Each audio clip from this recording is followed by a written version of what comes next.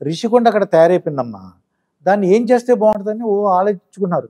ఏం లేదండి, అది బ్రహ్మాండమైన టూరిజం ప్లేస్. ఆ. ఇప్పుడు ఒకటి ఆంధ్రప్రదేశ్కి సరైన రాజధాని లేదు.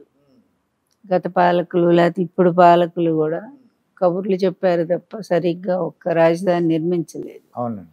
కానీ జగన్ గారు వచ్చిన తర్వాత ఒక ప్లాన్ చేసుకున్నారు. 3 ప్రాంతాలు అభివృద్ధి చెందాలి అంటే 3 ప్రాంతాలు 3 రాజధానులు ఉంటే బాగానే ఉంటుందని. అది ఒక్క మన రాష్ట్రం కోసమని కాదు, ఇలాంటి సిస్టమ్ గుజరాత్కి ఉంది, వేరే రాష్ట్రాలకు కూడా ఉందండి అట్లాంటివి. అమెరికాకు ఉన్నాయి కదండి, 2 రాజధానులు ఉన్నాయి కదా. అయితే ఇప్పుడు ఈ రిషికొండని ఏం చేస్తే బాగుంటుందని? ఋషికొండ విషయం అది కావాలని రాజకీయం చేయటమే కదండి. ఇప్పుడు మీకు ఎవరైనా ఇండస్ట్రియలిస్టులు వీళ్ళంతా వస్తారు కదండి, ఎక్కడ బస్ చేస్తారు? నీకు మంచి హోటల్ ఎక్కడ ఉందండి? అందువల్ల అది గవర్నమెంట్ గెస్ట్ హౌస్ కనుక, గవర్నమెంట్ గెస్ట్ హౌస్ చక్కగా వాళ్ళు అక్కడ, అందులో జగన్ గారి ఉద్దేశం వేరు కదా. వైజాగ్ని పాలనా రాజధాని చేద్దాం అనుకున్నారు. అప్పుడు ఎంతమంది వచ్చారండి అక్కడ సదస్సు పెడితే, ఈ బిజినెస్ సదస్సు పెట్టారు కదా, ఎంతమంది వచ్చారు. మీకు అంబానీ లాంటి వాళ్ళంతా వచ్చారు కదా. అయితే దీన్ని అంటే రిషికొండని మనం దేశంలో ప్రధానమైనటువంటి బిజినెస్ పర్సన్స్ మొత్తం వచ్చారు. అలాంటి వాళ్ళు వచ్చినప్పుడు నివాసం ఎక్కడ బాగుంటుంది? అందువట్లా ఆలోచించి ఆయన ఒక ఋషికొండ మీద చుట్టూ సముద్రం ఉంది, మంచి గెస్ట్ హౌస్లు కట్టారండి.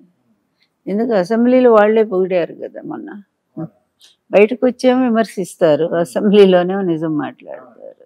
అది అంటే దాంట్లో ప్రత్యేకమైన ఒక కమ్మూడు ఉందండి, 12 లక్షల 13 లక్షలు చెప్తున్నారండి.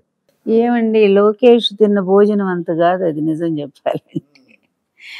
లోకేష్ తిన్న భోజనం 70-80 లక్షలు అయింది అప్పుడు. మరి ఒక మినిస్టర్ అంత భోజనం చేశాడంటే ఇది గవర్నమెంట్ అండి, ఇది జగన్ సొంతం కాదు కదా. ఆయన సొంత ఇంట్లో కట్టుకోలేదు కదండి. ఎవరు ప్రభుత్వం వచ్చినా సరే అందరూ వాడుకునేదే కదా, అది ప్రభుత్వ ఆస్తి. అది అంటే ఆ కమ్మూడు ప్రత్యేకత అంటే మీరు విన్నారో లేదో ఏమో తెలియదు. ఏంటంటే ఏం లేదు, అక్కడ కూర్చుంటే అంటే ఇంకా అదే క్లీన్ చేసేస్తుంది, అదే ఫ్లష్ అవుట్ చేస్తుంది, అదే క్లాత్ ఏవో చెప్తున్నారు. ఏం చెత్త, ఏం పనికి నన్ను అడిగితే ఇలాంటివన్నీ వేస్ట్ అండి, మాట్లాడటం కూడా అసహ్యంగా కూడా ఉండదు కదా, ఉంటుంది కదా. ప్రపంచంలో పూజ ఏం చేయాలనుకున్నావు? ప్రజలకి ఎలక్షన్స్ ముందు ఏ హామీలు ఇచ్చావు అవి నెరవేర్చు కదా. 6 ఫార్ములా ఏదో సూపర్ 6లు సూపర్ 7లు ఇన్ని ఇచ్చారు కదా. అవునండి. అవి నెరవేర్చకుండా జగన్ అట్లా చేశాడు, కమౌట్ ఇలాగా, ఎంత దరిద్రంగా ఉన్నాయండి కామెంట్స్. అసలు కూడా ఆలోచించి అసహ్యంగా అనిపిస్తుంది. మీరు తెలుగు అకాడమీ చైర్మన్ గా ఏమేమి విజయాలు సాధించారు మేడం మీ ఆధ్వర్యంలో? ఎన్ని సంవత్సరాలు ఉన్నారు? నాయుడు గారు తెలుగు అకాడమీని పూర్తిగా భూస్థాపితం చేశారండి.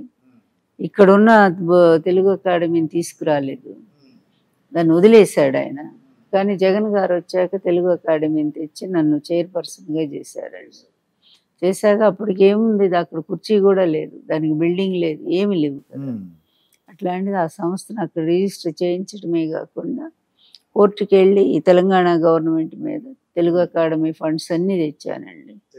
తెచ్చి బ్రహ్మాండంగా ఒక బిల్డింగ్ అద్దెకి తీసుకున్నారు, చాలా బాగా రన్ చేశాము, తీసుకొచ్చారు, ఫండ్స్ తెచ్చాము. అలాగే కొన్ని కోట్ల పుస్తకాలు ప్రింట్ చేశామండి నా హయాంలో.